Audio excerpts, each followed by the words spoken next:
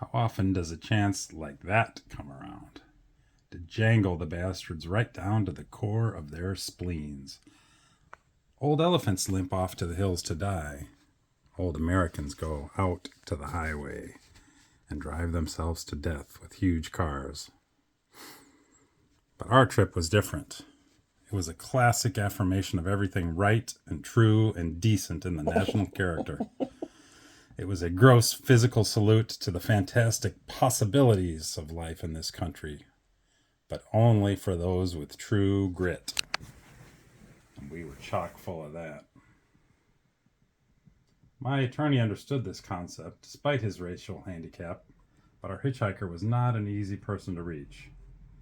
He said he understood, but I could see in his eyes that he didn't. He was lying to me. The car suddenly veered off the road and we came to a sliding halt in the gravel.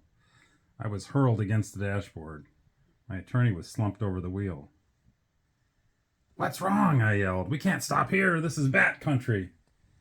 "My heart," he groaned. "Where's the medicine?" "Oh," I said, "the medicine." "Yes, it's right here." I reached into the kit bag for the amyls. The kid seemed petrified. "Don't worry," I said. "This man has a bad heart. Angina pectoris. But we have the cure for it. Yes, here they are." I picked 4 amyls out of the tin box and handed 2 of them to my attorney. He immediately cracked one under his nose, and I did likewise. He took a long snort and fell back on the seat, staring straight up at the sun. "Turn up the fucking music," he screamed. "My heart feels like an alligator."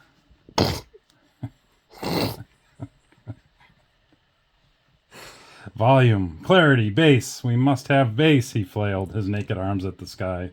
"What's wrong with us? Are we goddamn old ladies?" I turned both the radio and the tape machine up full bore. "You scurvy shyster bastard," I said. "Watch your language. You're talking to a doctor of journalism." He was laughing out of control. "What the fuck are we doing out here on this desert?" he shouted. "Somebody call the police. We need help." "Pay no attention to the swine," I said to the hitchhiker. "He can't handle the medicine. Actually, we're both doctors of journalism. We're on our way to Las Vegas to cover the main story of our generation." And then I began laughing. My attorney hunched around to face the hitchhiker. "The truth is," he said, "we're going to Vegas to croak a skag baron named Savage Henry. I've known him for years, but he ripped us off, and you know what that means, right?" I wanted to shut him off, but we were both helpless with laughter. What the fuck were we doing out here on the desert? And we both had bad hearts.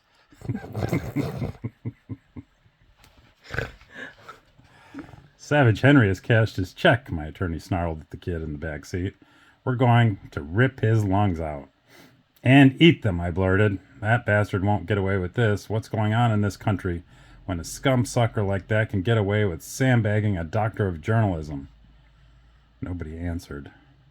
My attorney was cracking another amyl, and the kid was climbing out of the back seat, scrambling down the trunk lid. "Thanks for the ride," he yelled. "Thanks a lot. I like you guys. Don't worry about me." His feet hit the asphalt, and he started running back towards Baker. Out in the middle of the desert, not a tree in sight. "Wait a minute," I yelled. "Come back and get a beer." Apparently he couldn't hear me. The music was very loud, and he was moving away from us at good speed.